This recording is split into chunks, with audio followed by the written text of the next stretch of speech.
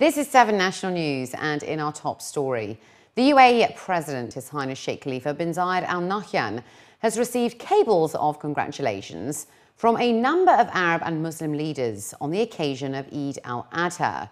His Highness Sheikh Khalifa received Eid greetings from the custodian of the two holy mosques, King Abdullah bin Abdulaziz Al Saud of Saudi Arabia, His Majesty Sultan Qaboos bin Said of Oman, His Highness Sheikh Sabah Al Ahmad Al Jabba Al Sabah, the Amir of Kuwait, the Egyptian President Abdel Fattah El Sisi, the Yemeni President Abd Rabu Mansour Hadi, the Algerian President Abdelaziz Bouteflika, and the Sudanese President Omar al-Bashir. The President also received cables from Saudi's Crown Prince Salman bin Abdulaziz Al Saud, Oman's Deputy Prime Minister Fahad bin Mahmoud Al Said, and the Lebanese Prime Minister Tamam Salam. The Vice President and Prime Minister and ruler of Dubai, His Highness Sheikh Mohammed bin Rashid Al Maktoum, also received Eid greetings from the Arab and Muslim leaders on the occasion of Eid al-Adha. The Crown Prince of Abu Dhabi, His Highness Sheikh Mohammed bin Zayed Al Nahyan, has granted 18.3 million dirhams to fight the Ebola virus in West Africa. The grant is for the affected states of Guinea, Sierra Leone and Liberia to further fight the disease and to prevent its spreading. This comes following an appeal by the United Nations and was announced by Her Excellency Sheikha Lubna Al Kazmi, the Minister of International Cooperation and Development. She stated that the UAE was looking to contribute to a world free from diseases through cooperation and partnership with international organisations. The UAE's response to the UN's call sets out to achieve 5 major goals: halting the spread of the disease, treating patients, providing basic services, maintaining stability, and encouraging prevention in countries that have not yet been affected. The UN says the outbreak in West Africa is the largest and most complex since the virus was first discovered back in 1976. His Highness Sheikh Nahyan bin Mubarak Al Nahyan, the Minister of Culture, Youth and Community Development, and the President of the UAE Genetic Diseases Association, has approved a budget to study the causes of ovarian cancer. His Highness Sheikh Nahyan also approved the second phase of a research project into breast cancer and ordered a genetic survey into favism, an hereditary disease that affects red blood cells. The approvals were made as he received a delegation from the Association and Executive Team of the 5th National Conference on Genetic Diseases.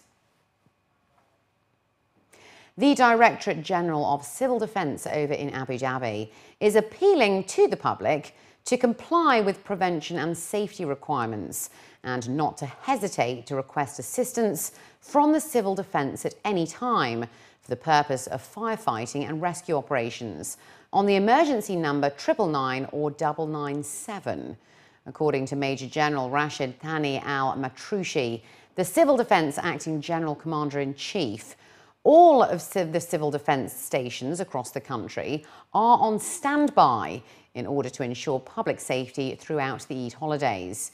He also called upon the public to comply with the safety standards and conditions in the home, especially in the kitchen, due to the increased use of flammable materials, as well as against using indoor barbecues or grills due to the risks of suffocation from toxic gases and fumes. Al-Matrushi called on parents to keep an eye on their children in amusement parks, at beaches, and also in high places. And additionally, the Ministry of Interior has called upon motorists to comply with the traffic rules and regulations, as well as the legal speed limits on the roads, in a bid to avoid traffic accidents during the Eid al-Adha holidays. Brigadier Gaith Hassan Al-Zabi, the Director General of the Traffic Coordination Department at the Ministry of Interior, urged the community to drive carefully, especially near malls and markets, as well as to leave a sufficient safe distance between vehicles, to avoid obstructing traffic by parking randomly or inappropriately in public parking spaces, and to avoid using parking spaces dedicated to people with disabilities or to those allocated for civil defence and ambulance vehicles. He added that all traffic departments across the UAE have intensified their patrols on external and internal roads in order to ensure a smooth traffic flow, to prevent congestion and handle potential emergencies.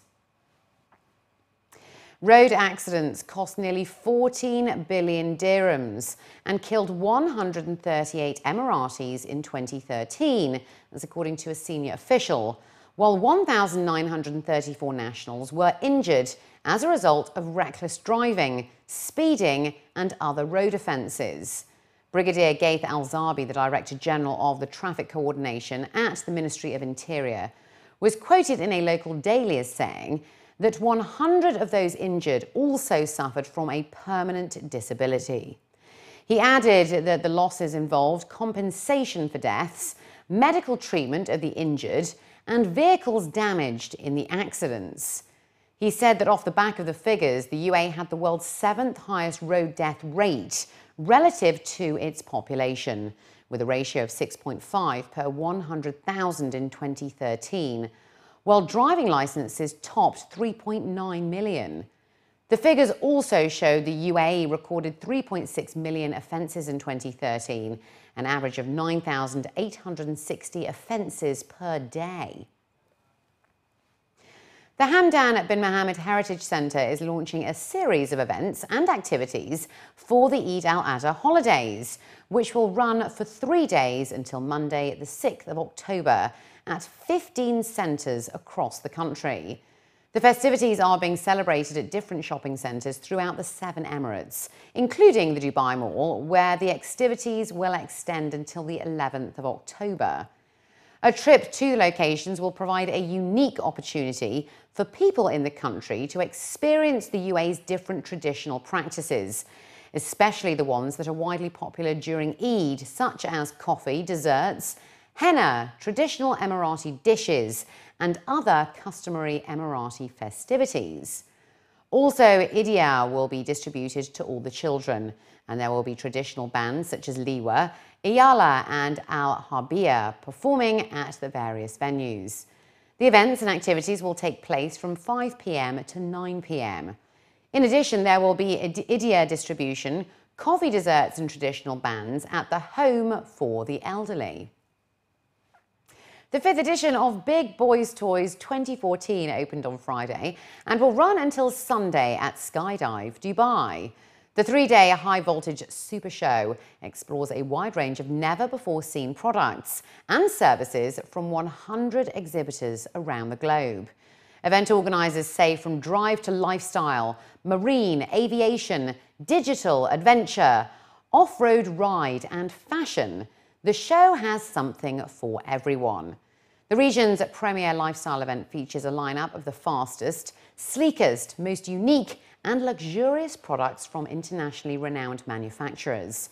Among these are the Rage Dune buggies that can accelerate from 0 to 120 miles per hour in less than 3 seconds, as well as the Triumph Rocket 3, the world's most powerful bike, which boasts of having the largest capacity engine for a 2-wheeler, plus an array of adrenaline-packed interactive zones. In addition, organisers say visitors can look forward to adrenaline-packed entertainment and experiences this year, including a rare opportunity to test drive some of the world's prestigious and exclusive supercars at the test drive pit. We've added an F&B and chill-out zone to the event for the first time. It's for, as we've always said, it's Big Boys Toys is for every member of the family. Yeah, may that be the husband, the wife, or the children, so on and so forth. Basically, it's never been an event where you come and just take a couple of rounds and then leave back. There are other interactive features like the test drive pit, for example. People come in, they take a round. Even if you spend 5 minutes on each one of these lovely products that you have here, it's going to take you 6 hours at least just to get through it. So you're going to get hungry. You're going to need to blow some steam off. So go outside, chill out in the DJ zone, have some food, go for a test drive in a Ferrari or Lamborghini, and come back in. However, it's not just about toys. Art and youth empowerment is also an important part of the event this year. American cosmic artist Jack Armstrong has put on display the world's most expensive bicycle, valued at $3 million US, which he hopes to benefit the Academy of Business Leadership, an organisation that aims to help fight youth unemployment through innovation and entrepreneurship. Cosmic art is my feeling of extreme color, magic, texture, and light. It comes from the universe. I think I'm inspiring independent artists everywhere, all over the world, to create what they truly want to create. It's not about cartels, it's not about art dealers and selling dead sharks. It's only about creating magic. So I'm the lucky one. I'm the multi-million-dollar artist. Next year I'm going to bring, I think we started in 2010, I made Cosmic Harley. It was $3 million. That sold in 2012. This will sell for $3 million. Next year, we hope to come back to the Middle East with a $100 million art car, the most expensive automobile in Earth, you know? It's really amazing to have this opportunity, especially that as a kid, I used to dream of having my own bicycle. Now, the power of this is that I've been working at the Academy, well, I refounded the Academy of Business Leadership and created the current vision and mission that we have, helping 115,000 young people to launch their dreams. I'd love to come back to the Middle East, my home place, the entire region, and to help the youth of the region to fight youth unemployment. And finally, looking to other news now, sports fans in the UAE are expected to be gripped with cricket fever over the next few weeks as the national sides of Pakistan and Australia are in the country to compete in a bilateral cricket series. The matches between the Australian and Pakistani teams will be held in Dubai, Sharjah and Abu Dhabi, which will be a major attraction among cricket fans. It all starts off with a T20 match in Dubai to be held on Sunday evening, with many expected to spend their day off glued to the screens or else cheering on the sidelines at the ground. The Pakistani team has been training over in Sharjah, who will be under the command of the cricketing superstar Shahid Afridi, who will once again look to impress as the skipper. Team Pakistan is expected to receive a lot of support as the UAE is considered their home ground, as the subcontinent side has been unable to host the games in their own country due to a difficult security climate. The Australian team also looked in high spirits during their training sessions at the ICC Academy, as they will look to start the series on a positive note with a win in the one-off T20 tomorrow. One to look out for is the 23-year-old Kane Richardson, who will be looking to make his mark in Dubai's spectacular setting, which has often been referred to as the Ring of Fire. Oh, the Ring of Fire, that sounds pretty daunting when you say it like that. I'm not looking forward to it now, but yeah, I mean, it's great. We had an IPL game now, didn't play, but it was a great atmosphere, and yeah, it's just it's amazing to see when you drive in and see it just sitting there. So I've heard the atmosphere is really good, and yeah, just looking forward to Sunday, and hopefully it's a memorable debut. From last 4 or 5 years, I think if we spinners really done well, like combination with Saeed Ajmal, myself and Hafiz, we really done well as spinners. But alhamdulillah, we got some very good fast bowlers as well, some youngsters, some good all-rounders. So I think in subcontinents, yeah, you can say. But I think we guys done well in like in Australia and South Africa as spinners as well. So we are very balanced. So I'm fine. I'm very confident on both.